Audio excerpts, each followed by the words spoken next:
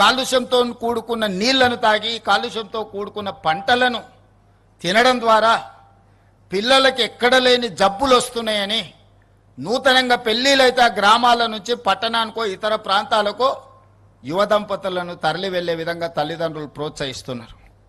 పుట్టిన ఊర్లో పెంచి పెద్ద చేసిన తల్లిదండ్రుల చెంతన ఉండలేని పరిస్థితి ఈరోజు నల్గొండ జిల్లాకు వచ్చింది. ప్రకృతి వల్ల వాళ్ళని ఫ్లోరైడ్ వెంటాడుతుంది. పుట్టడంతోనే అంగవైకల్యం, కాలు వంకర, కన్ను వంకర, నడువు వంకర. కన్న తల్లిదండ్రులు వ్యవసాయ కూలీలకు వెళ్ళాలంటే ఇలాంటి అవిటి పిల్లల్ని ఇంట్లో మంచానికి కట్టేసి బయటికి వెళ్తే ఎక్కడికి వెళ్తారో, మానసిక వైకల్యంతో ఇంటికి వస్తారో రారో అని ఇంట్లో పెట్టి తలుపు పెట్టి తాళం వేసుకొని వ్యవసాయానికి వెళ్ళే పరిస్థితులు నల్గొండ జిల్లాలో ఫ్లోరైడ్ వల్ల వచ్చినాయి. అది ప్రకృతి వైపరీత్యం. దాన్ని సరిదిద్దడానికి ప్రభుత్వాలు చేస్తున్నాయి. కానీ ఈనాడు మూసీ నది పరివాహక ప్రాంతం వెదజల్లుతున్న కాలుష్యం ఇది మానవ తప్పిదం. ఇది ప్రకృతి వైపరీత్యం కాదు, మానవ తప్పిదం. మానవ తప్పిదాన్ని సరిదిద్దడానికి మనం ప్రయత్నం చేయకపోతే చరిత్ర మనల్ని క్షమించదు. అందుకే ఈనాడు శ్రమ అయినా, ఖర్చుతో కూడుకున్నదైనా మూసీ నది ప్రక్షాళన చెయ్యవలసిందే అనే కార్యక్రమాన్ని మా మంత్రివర్గ సహచరులందరూ భుజం తట్టి చెప్పడం, ఈ పరివాహక ప్రాంతంలో ఉన్న ప్రతి శాసనసభ్యుడు పార్టీలకు అతీతంగా, ఈనాడు యాదయ్య గారైనా, లేకపోతే వికారాబాద్ ప్రసాద్ కుమార్ గారైనా, లేకపోతే మా మిత్రులు ప్రకాష్ గౌడ్ గారైనా, కిందికెళ్తే ఎంఐఎం శాసనసభ్యులైనా, ఆ కిందికెళ్తే ఉండే నల్లగొండ వరకు ఉండే వాళ్ళందరూ ఈ పరివాహక ప్రాంతంలో ప్రాతినిధ్యం వహిస్తున్న కౌన్సిలర్లు, కార్పొరేటర్లు, సర్పంచులు, ఎమ్మెల్యేలు, ఎంపీలు అందరూ ఈ నదిని ప్రక్షాళన చేయాల్సిందే, మూసీ నదిని పునరుద్ధరించాల్సిందే. ప్రభుత్వం ఈ కార్యక్రమాన్ని నిరాకటంకంగా కొనసాగించాలని చెప్తున్నారు. కొద్దిమంది స్వార్థ ప్రయోజనం ఉన్నవాళ్ళు రాజకీయ ప్రయోజనాన్ని ఆశించి మేం చెయ్యలేని పని మీరు ఎవ్వరూ చెయ్యొద్దు అని, మీరు చేస్తే మీకు మంచి పేరు వస్తుంది, మేం చేయలేదు కాబట్టి మీరు చేయొద్దని ఒక అక్క ఈ ప్రాంతం నుంచి 45 సంవత్సరాల కుటుంబం 100% రాజకీయ ప్రయోజనం పొందినారు, అన్ని పదవులు అనుభవించారు. ఈ ప్రజలు ఇవ్వందే లేదా అక్కకు. ఇవాళ అక్క కొడుకు నేషనల్ గ్రీన్ ట్రిబ్యునల్లో ఈ పనిని ఆపమని కేసేసిండు. ఆ అక్క మనసు ఎట్లొప్పుకున్నదో వాళ్ళ కొడుకును ఇట్లాంటి తప్పుడు కేసులను నేషనల్ గ్రీన్ ట్రిబ్యునల్లో వేయించడానికని నేను అడుగుతున్నా. ఆ అక్కకి ప్రాంత ప్రజలు ఓట్లు వేయలేదా? వాళ్ళ కుటుంబాన్ని ఆశీర్వదించలేదా? ఈరోజు ఈ రాష్ట్రంలో, ఈ దేశంలో ఆ అక్కకు గుర్తింపు వచ్చింది, ఆ కుటుంబానికి గుర్తింపు వచ్చింది. ఇవాళ ప్రజాప్రతినిధులుగా, మంత్రులుగా పదవులు అనుభవించిండ్రంటే ఈ ప్రాంత ప్రజల ఆశీర్వాదం లేదా? ఈ ప్రాంత ప్రజల ఆకాంక్షలకు వ్యతిరేకంగా, ఈ ప్రాంత అభివృద్ధిని అడ్డుకోవడానికి నీ కన్న కొడుకే ఎన్జిటిలో కేసేస్తుంటే ప్రజాప్రతినిధిగా మీరు కొనసాగడానికి అర్హత ఉందా అని చెప్పి నేను ఆ అక్కని సందర్భంగా అడగదలుచుకున్నా. ఒకప్పుడు నాకు కూడా చాలా దగ్గర, ఆనాడు ఇట్లా లేకుండే. మరి ఈనాడు అట్లా తయారవ్వడానికి కారణం ఏందో నాకైతే తెలియదు. మంచి చెడు రెండు ఉంటాయి. మన సహవాస దోషం వల్ల మంచి వాళ్ళతో ఉంటే మంచిగా ఉంటాం, చెడు స్నేహం చేస్తే చెడిపోతారని పెద్దలు చెప్పారు. మంచి వాళ్ళని 10 రూపాయలు ఇచ్చి దగ్గరికి తెచ్చుకోవాలి, చెడు వాళ్ళు ఉంటే 10 రూపాయలు ఇచ్చి వాళ్ళ స్నేహాన్ని విడిపించుకోవాలని పెద్దలు చెప్పారు.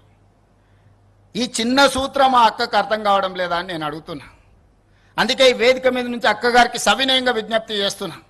ఈ ప్రాజెక్టును అడ్డుకోవడానికి నీ పుత్రరత్నం వేసిన ఎన్జిటి కేసును తక్షణమే ఉపసంహరించుకోండి, లేకపోతే ఈ ప్రాంత ప్రజలు మీ కుటుంబాన్ని సామాజిక బహిష్కరణ చేసే పరిస్థితి వస్తుంది, అంత దూరం రానియొద్దు అని చెప్పి నేను వారికి సూచన చేస్తున్నా. వారి వెనకాల ముసుగు దొడుక్కొని దాక్కున్న వాళ్ళకు కూడా నేను చెప్తున్నా, మీ వల్ల కాని పనులు చాలా మేము చేస్తున్నాం. మీరు ఇట్లనే ఉంటే ఆ హోదా కూడా మిగలదు.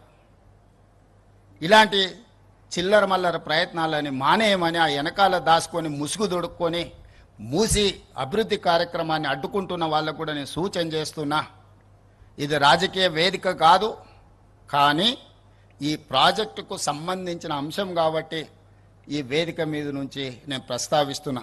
ఏది ఏమైనా 600 అక్కడి సూర్యుడు ఇక్కడ మొలిసిన ఈ ప్రాజెక్టు చేసి తీరుతాము.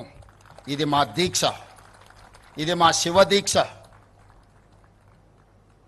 రామప్ప మందిరం ఆనాడు పనులు మొదలుపెట్టినప్పుడు అక్కడ దర్శనం చేసుకొని రుద్రదేవుడు నిర్మించిన రామప్ప ఆలయంలో మొక్కుకొని బయలుదేరినాం.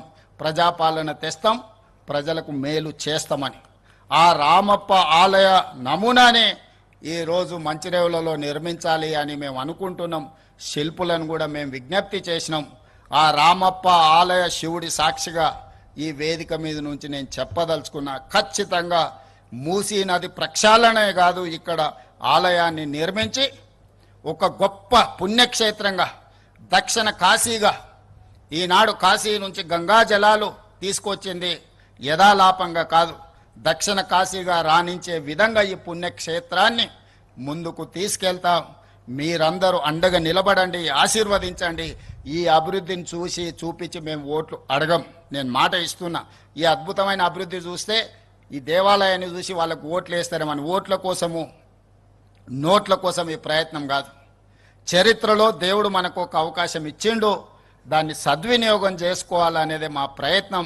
దయచేసి సహకరించాల్సిందిగా అందరికీ విజ్ఞప్తి చేస్తూ, ఇంత మంచి కార్యక్రమాన్ని వేద పండితుల పర్యవేక్షణలో ఒక అద్భుత కార్యక్రమాన్ని నిర్వహించిన మూసీ రివర్ డెవలప్మెంట్ అధికారులను అందరినీ కూడా మనస్ఫూర్తిగా అభినందిస్తూ, chief secretary, DGP, grey hands, ఇతర ప్రభుత్వ శాఖలను అన్నిటిని కూడా అభినందిస్తూ మీ అందరి దగ్గర సెలవు తీసుకుంటున్న. ధన్యవాదాలు మిత్రులారా,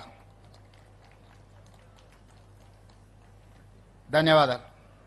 భట్టిగారి సూచన, ప్రజల పట్లున్న మాకున్న నిబద్ధత, మా సంకల్పం, మా చిత్తశుద్ధి, అంతిమంగా ప్రజలే మాకు దేవుళ్ళు. వాళ్ళ ఆదేశాల మేరకు మేము ముందుకు సాగుతామని చెప్పి మీ అందరికీ తెలియజేస్తున్నాం. గౌరవనీయులైన ముఖ్యమంత్రి గారు ఇప్పుడు సన్మానం చేస్తారు వేద పండితులు, అర్చక స్వాముల్ని. ఉజ్జయిని సద్ధర్మ పీఠపాలిత శ్రీ అచలేశ్వర స్వామి, శ్రీ వీరభద్ర స్వామి దేవస్థానం ట్రస్ట్, ఓంకారేశ్వర ఆలయం సంబంధించిన శివశ్రీ మాడపాటి నాగేంద్రయ్య స్వామి గారు, శివశ్రీ మాడపాటి చెన్న బసవయ్య స్వామి గారు,